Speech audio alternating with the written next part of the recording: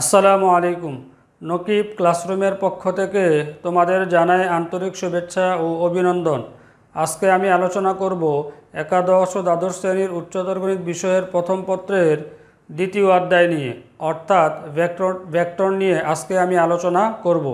তাহলে শুরু করা যাক আজকে আমাদের মূল আলোচনা। তোমরা বোর্ডের দিকে খেয়াল করলে দেখতে পারবে আমি এখানে লিখে রেখেছি ভেক্টর গুণন। ভেক্টর গুণন আসলে কাকে বলে?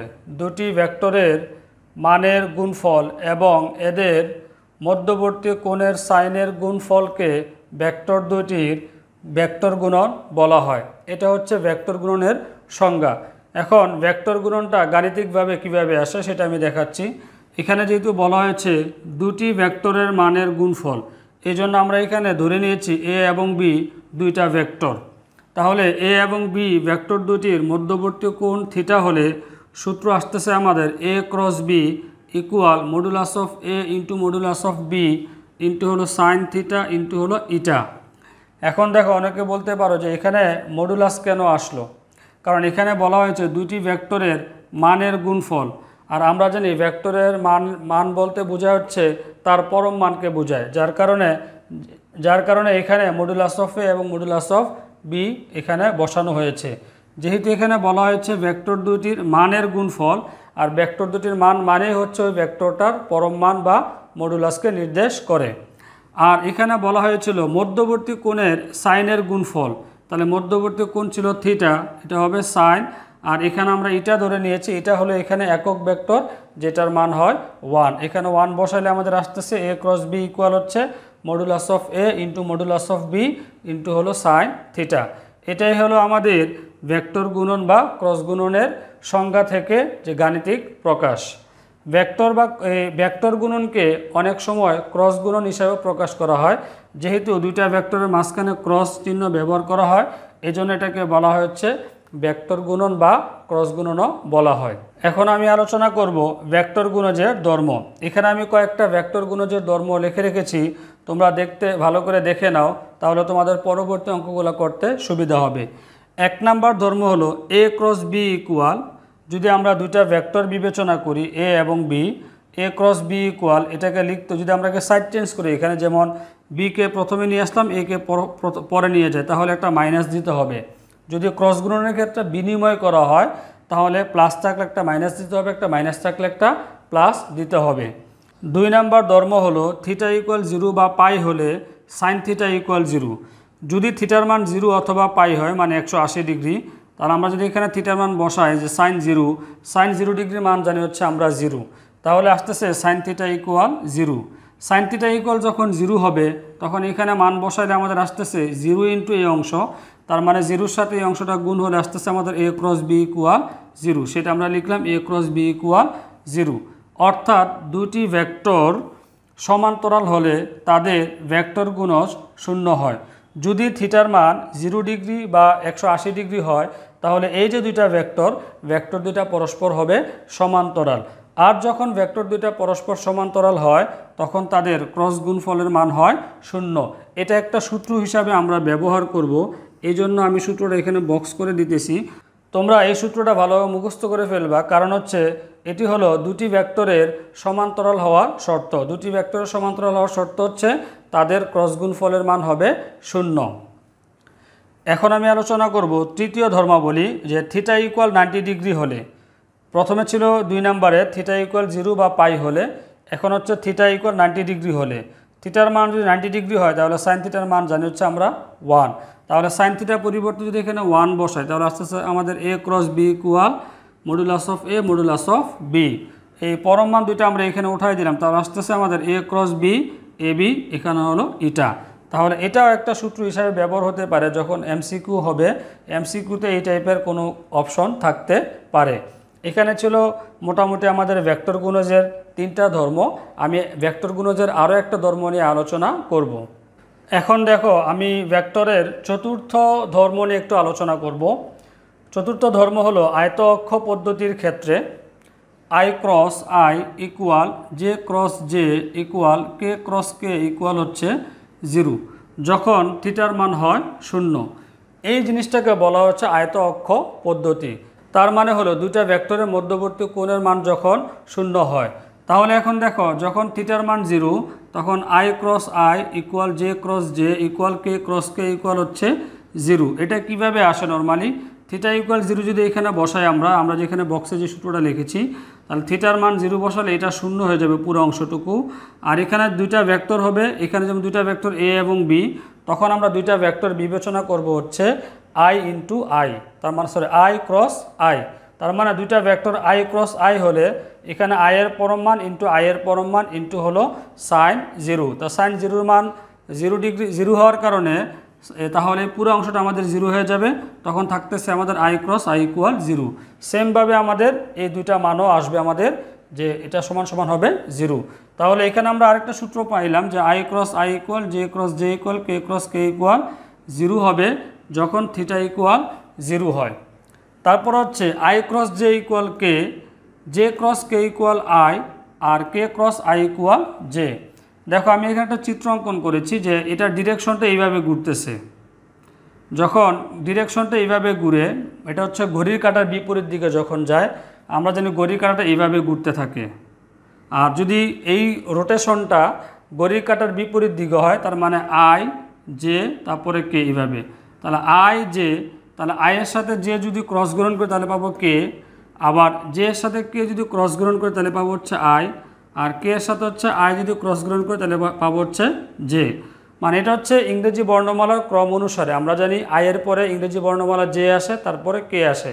যদি এটা সিরিয়ালি রোটেট করে তাহলে দুইটার ক্রস গুণন সমান হবে তৃতীয় যে ভেক্টর বা তৃতীয় যে একক ভেক্টর আছে সেটা হবে। তারপর হলো জে ক্রস i, এটা হচ্ছে উল্টা দিক থেকে ঘুরতেছে। যেমন জে ক্রস i মানে এদিক থেকে এদিকে যাবে, যখন উল্টা দিক থেকে ঘুরবে তখন একটা মাইনাস আসবে, তাহলে জে ক্রস i সমান মাইনাস, কে ক্রস i সমান হচ্ছে মাইনাস i, আর i ক্রস জে কে সমান হচ্ছে মাইনাস জে। এখানে একটা একক ভেক্টর হবে, এটা আমি দিয়ে দেই, মানে একক ভেক্টরের চিহ্ন এখানে হবে। তার মানে হলো যদি ঘড়ির কাঁটার দিকে ঘুরে তখন ক্রস গুণনের ক্ষেত্রে দুইটা ভেক্টরের ক্রস গুণন অপরটার মাইনাস হয়ে যায়, আর যদি ঘড়ির কাঁটার বিপরীত দিকে ঘুরে তাহলে দুইটা ভেক্টরের ক্রস গুণন তৃতীয় ভেক্টরের সমান হয়ে যায়। এটাই ছিল আমাদের ভেক্টর গুণজের ধর্মাবলী। এখন আমি আলোচনা করব যে দুটি ভেক্টরকে নির্ণায়কের মাধ্যমে প্রকাশ। এটা আমাদের খুবই ইম্পর্টেন্ট জিনিস, কারণ এটা দিয়ে আমাদেরকে নির্ণায়ক গঠন করতে হবে, তারপরে নির্ণায়কটা সমাধান করে আমাদের ভেক্টরের মান বের করতে হয়। যার কারণে ক্রস গুণনের ক্ষেত্রে দুইটা ভেক্টরকে নির্ণায়কের মাধ্যমে কিভাবে প্রকাশ করতে হয় সেটা ভালোভাবে বুঝে নেওয়া দরকার। দেখো এখানে আমি দুইটা ভেক্টর ধরে নিচ্ছি, a equal a1i plus a2j plus a3k, b equal b1i plus b2j plus b3k। এখন এই দুটা ভেক্টরকে আমি নির্ণায়কের মাধ্যমে প্রকাশ করব। তাহলে আমরা লিখতে পারি যে সুতরাং a ক্রস b ইকুয়াল, এখানে নির্ণায়কের চিহ্ন দিব আমরা। নির্ণায়কের চিহ্ন জানি হচ্ছে আমরা যে দুইটা পরম মান দ্বারা নির্ণায়ককে প্রকাশ করা হয়, অনেক সময় ফার্স্ট ব্র্যাকেট ব্যবহার করে নির্ণায়ককে প্রকাশ করা হয়। এখন দেখো এখানে আমি সূত্রের প্রমাণটা দেখাচ্ছি না, যে তুমি এখান থেকে কিভাবে নির্ণায়কটা গঠন করবো সেটা দেখাচ্ছি। যেমন এখানে দুইটা ভেক্টর যদি থাকে তাহলে প্রথম সারিতে আমাদের নিতে হবে i j k। এবার হচ্ছে আমাদের দ্বিতীয় সারিতে যাবে হচ্ছে প্রথম ভেক্টরটা, তাহলে হচ্ছে a1 a2 a3, আর তৃতীয় সারিতে যাবে হচ্ছে আমাদের তৃতীয় ভেক্টরটা b1 b2, তারপর হচ্ছে আমাদের এখানে b3। এটাই হলো দুইটা ভেক্টরকে নির্ণায়কের মাধ্যমে প্রকাশ। এরকম দুইটা ভেক্টর দেওয়া থাকবে, যদি ক্রস গুণন বের করতে বলে তাহলে a ক্রস b করে এটা নির্ণায়ক গঠন করতে হবে, তারপরে নির্ণায়কের নিয়ম অনুসারে এটাকে সমাধান করলে যে মান পাবো সেটাই হবে a ক্রস b এর মান। এখন আমি আলোচনা করব প্রশ্নমালা 2.2 এর একের a নাম্বার কোশ্চেনটি স্ক্রিনে দেওয়া আছে, তোমরা স্ক্রিন থেকে কোশ্চেনটি দেখে নিতে পারো। আর আমরা যে বইটি অনুসরণ করব সেটি হলো এস ইউ আহমেদ স্যারের বই। তাহলে শুরু করা যাক প্রশ্নমালা 2.2 এর 1 নাম্বার কোশ্চেন।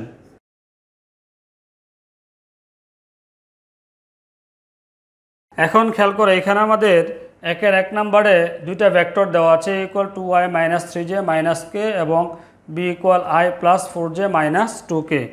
1 নাম্বারে এইখানে দুইটা অঙ্ক আছে, একটা a এবং b। আমি a নাম্বার কোশ্চেনটা করাবো। a নাম্বার কোশ্চেনটা যেটা আমাদেরকে বলা হয়েছে যে a ক্রস b এর মান নির্ণয় করো। তাহলে a ক্রস b এর মান যদি আমরা নির্ণয় করতে চাই তাহলে আমরা জানি দুইটা ভেক্টরের ক্রস গুণন। তাহলে দুইটা ভেক্টরের ক্রস গুণন করতে হলে প্রথমে ভেক্টর দুটাকে নির্ণায়কের মাধ্যমে প্রকাশ করতে হয়, এটা আমি একটু আগে আলোচনা করেছি। তাহলে আমি এই ভেক্টরটাকে যদি নির্ণায়কের মাধ্যমে প্রকাশ করি, তাহলে প্রথম যেহেতু এখানে দুইটা ভেক্টর আছে, দুইটা ভেক্টর থাকলে প্রথম সারিতে আই জে কে নিতে হবে। এখানে হবে আই, তারপরে জে, তারপরে হলো কে, এখানে নির্ণায়কের চিহ্ন বসবে। দ্বিতীয় সারিতে যাবে হচ্ছে প্রথম ভেক্টর, তাহলে এখানে 2 -3, এখানে হচ্ছে -1, যেহেতু এখানে সহগগুলা যাবে শুধুমাত্র, তাহলে কে এর সহগ হচ্ছে -1। দ্বিতীয় ভেক্টর হচ্ছে এখানে 1, তারপর হচ্ছে 4, তারপর হচ্ছে -2। এটা হলো আমাদের নির্ণায়ক গঠন হয়ে গেল। এখন এই নির্ণায়কটা সমাধান করলে যে মান পাবো সেটাই হবে a ক্রস b এর মান। এখন আমরা নির্ণায়কটা কিভাবে সমাধান করব। আমরা যখন ম্যাট্রিক্স নিয়ে আলোচনা করেছিলাম, ম্যাট্রিক্সের ভিডিওগুলো আমাদের ইউটিউব চ্যানেলে আছে, তোমরা ওইখান থেকে দেখে নিতে পারো। ম্যাট্রিক্স বা নির্ণায়কের ক্ষেত্রে আমরা দেখিয়েছিলাম কিভাবে নির্ণায়কটা সমাধান করতে হয়। এখন দেখো, তাহলে আমরা নির্ণায়কের প্রথম সারি বরাবর এখানে আমরা বিস্তার করব। প্রথমে আমরা আই নিব। যখন আমরা আই এখানে নিব তখন যেটা হবে যে আয়ের সারি এবং কলাম বাদ যাবে, তাহলে থাকবে হচ্ছে আমার এটা আর এটা আর এই দুইটা, তাহলে এটার সাথে এটা গুণ হবে।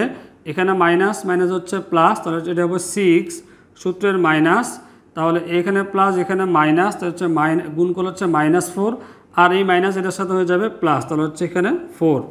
তারপর হচ্ছে মাইনাস, এখানে নিব হচ্ছে আমরা এখন জে, প্রথমে আই নিলাম, তারপর হচ্ছে জে নিলাম। এবার আমরা মাইনাস নিয়েছি, তার মানে হচ্ছে মাইনাস জে, প্রথমটা প্লাস পরেরটা হচ্ছে মাইনাস, সূত্র অনুসারে মাইনাস জে নিয়েছি। তাহলে যে হচ্ছে প্রথম সারিতে দ্বিতীয় কলাম, এটা বাদ আর এটা বাদ, তাহলে থাকতেছে আমাদের এই দুইটা আর এই দুইটা, এটার সাথে এটা গুণ হবে। তাহলে এখানে লিখতে পারি -2 × 4 সূত্রের মাইনাস, আর এটা যেহেতু এটা চলে যাবে এটার সাথে এটা গুণ হবে, তাহলে প্লাসে মাইনাসে মাইনাস, এখানে যাবে +1, তারপর হচ্ছে প্লাস কে। এবার হচ্ছে কে আমরা নিব। কে হচ্ছে প্রথম সারি তৃতীয় কলাম, তাহলে এই অংশ বাদ এই অংশ বাদ, থাকবে আমাদের এই চারটা, এটার সাথে এটা গুণ, 4 × 8 সূত্রের মাইনাস, এটার গুণ করলে হচ্ছে -3, তাহলে হচ্ছে +3 ইকুয়াল। এখন যদি আমরা ক্যালকুলেশন করি, এখানে আসতেছে আমাদের 10, লিখতে পারি আমরা 10i, এখানে থাকতেছে আমাদের মাইনাস জে আর এখানে হচ্ছে -3, তাহলে মাইনাস হয়ে যাবে +3j, আর এখানে আসতেছে +11k। এটাই হলো আমাদের a ক্রস b এর মান। তার মানে a ক্রস b এর মান আমরা পেয়েছি 10i + 3j + 11k।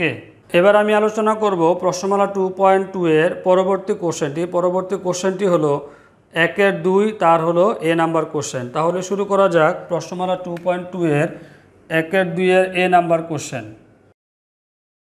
এখন খেয়াল করো, আমাদের এখানে তিনটা ভেক্টর দেওয়া আছে, a = এত, b = এত, c = এত।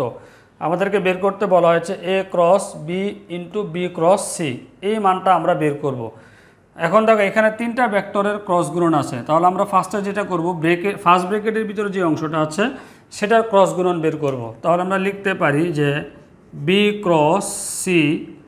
আমরা জানি যে দুইটা ভেক্টরকে ক্রস গুণনের মাধ্যমে প্রকাশ করলে সেটা নির্ণায়ক দিয়ে প্রকাশ করতে হয়। তাহলে যেহেতু বি আর সি, তাহলে আই প্রথম সারিতে যাবে হচ্ছে আই জে কে, তারপর হচ্ছে বি এর মান, বি ভেক্টর হলো এখানে 2 -1, শুধু সহগগুলো যাবে 1, সি ভেক্টর হলো এখানে 2 3, এটা হলো -2। বি ক্রস সি এর আমরা নির্ণায়কের মাধ্যমে প্রকাশ করলাম। এখন নির্ণায়কটা সমাধান করব। প্রথম সারি বরাবর আমরা এখানে বিস্তার করব। তাহলে হচ্ছে প্রথমে আই নিব। যখন আমরা আই নিব তাহলে এটা বাদ থাকবে এই চারটা অংশ, এটার সাথে এটা গুণ, এটা মাইনাসে মাইনাসে প্লাস, তাহলে এটা 2 সূত্রের মাইনাস, এটা গুণ করলে হচ্ছে আমাদের 3 × হচ্ছে 1, তার হচ্ছে 3, তারপর হচ্ছে সূত্রের মাইনাস। এবার নিব হচ্ছে জে, তাহলে দ্বিতীয় সারি, প্রথম সারি এবং দ্বিতীয় কলাম বাদ, তাহলে এটার সাথে এটা গুণ হবে, এখানে হচ্ছে -4, এটার সাথে এটা গুণ হবে -2, তারপর হচ্ছে প্লাস কে। এবার হচ্ছে কে হচ্ছে প্রথম সারিতে আর তৃতীয় কলাম বাদ, এই অংশ বাদ থাকবে এই চারটা, এটার সাথে এটা গুণ হবে 3 × 6 মাইনাস, এটার সাথে এটা গুণ, তাহলে প্লাসে মানে মাইনাস আর হচ্ছে -2, তাহলে হচ্ছে এটা +2 হয়ে যাবে ইকুয়াল। এবার এখানে আমরা ক্যালকুলেশন করে 2 থেকে -3 বাদ দিলে হচ্ছে -1, তার মানে হচ্ছে মাইনাস, এটা হবে আই, আর এখানে আসতেছে আমাদের এখানে মাইনাস আর এখানে হচ্ছে -6, তাহলে এই মাইনাস আর এই মাইনাস হয়ে যাবে প্লাস, তাহলে হচ্ছে +6j, আর এখানে আসতেছে আমাদের +8k এটা হলো আমরা পেয়েছি হচ্ছে এই বি ক্রস সি এর মান। এখন আমাদের বলা হয়েছে যে বি ক্রস সি এর সাথে এ কে ক্রস গুণন করতে হবে। এটা আমরা পাশেই করে দিচ্ছি। অঙ্কটা ছিল আমাদের যে এ ক্রস বি ক্রস সি। এখন এটাকে আমরা নির্ণায়ক দ্বারা প্রকাশ করব। দেখো এখন এখানে কিন্তু এ বি ক্রস সি হলো একটা মান, সেই মানটা হলো আমাদের এটা, আর এ হলো আমাদের এটা। তাহলে এখানে একটা ভেক্টরের মান আর এখানে একটা ভেক্টর, তাহলে দুইটার ক্রস গুণন করব। তাহলে প্রথম সারিতে যাবে হচ্ছে আই জে কে, তো আমরা এখানে বসাবো হচ্ছে আই জে, এখানে হলো কে। এখন দেখো প্রথমে যেহেতু এ, তাহলে এ ভেক্টরের মান বসবে, সহগগুলো হলো 3 1, এখানে হলো -2। তারপরে বসবো হচ্ছে বি ক্রস সি এর মান, এখানে হচ্ছে -1 -1 6, তারপরে এখানে 8। দেখো এখানে আমরা বি ক্রস সি এর যে মানগুলো ছিল সেই মানগুলো এখন বসিয়ে দিয়েছি। এবার এটাকে আমরা সমাধান করব। তাহলে আই নিব, আই নেওয়ার পর এখানে থাকতেছে আমাদের এই অংশ বাদ, এটা বাদ, এই দুইটা, এই চারটা, এখানে হবে 8, তারপরে সূত্রের মাইনাস, এই মাইনাস হয়ে যাবে প্লাস, 6 দুগুণে 12, তারপরে মাইনাস জে, আর এখানে এটা বাদ থাকবে আমাদের এই চারটা, 3 3 8 24, সূত্রের মাইনাস প্লাসে মাইনাস যে প্লাস, আর -2 মাইনাস যে প্লাস, তাই এখানে +2 আসতেছে, আর এটা -2 থাকবে তখন। আর এখানে হলো প্লাস কে, এটা আমরা নিচে করে দিচ্ছি এখন, প্লাস কে ফার্স্ট ব্র্যাকেট। এখন দেখো তাহলে এটা বাদ, এটার সাথে এটা গুণ, 3 2 3 6 18, মাইনাস এখানে মাইনাস গুণ হলে +1 ইকুয়াল, তাহলে আসতেছে এখানে আমাদের, এখানে যদি আমরা 12-র সাথে 8 যোগ করি তাহলে হচ্ছে 20 আই, এখানে থাকতেছে আমাদের -22 জে, আর এখানে আসতেছে আমাদের +19 কে। এখন দেখো তাহলে আমরা A cross into B cross C এর আমরা মান পেয়েছি 20i -22 জে +19 কে। আজকে তাহলে আমাদের এই পর্যন্তই থাকবে। আজকের ক্লাস নিয়ে যদি তোমাদের কোনো কিছু জানার থাকে অথবা প্রশ্ন থাকে তাহলে তোমরা তা আমাদেরকে কমেন্টস করে জানাতে পারো অথবা ফেসবুকের মাধ্যমে যোগাযোগ করতে পারো। আর যদি আমাদের ভিডিওগুলো তোমাদের কাছে ভালো লেগে থাকে তাহলে তোমাদের বন্ধুদের মাঝে আমাদের ভিডিওগুলো শেয়ার করে দাও। আর যারা এখনও আমাদের চ্যানেলটি সাবস্ক্রাইব করোনি তারা অবশ্যই সাবস্ক্রাইব করে রাখো, আর পাশে যে বেল আইকন বাটন আছে ওটিও প্রেস করে রাখো যাতে পরবর্তী ভিডিওটি তুমি খুব সহজে পেতে পারো। সবাই ভালো থাকবে। আল্লাহ হাফেজ।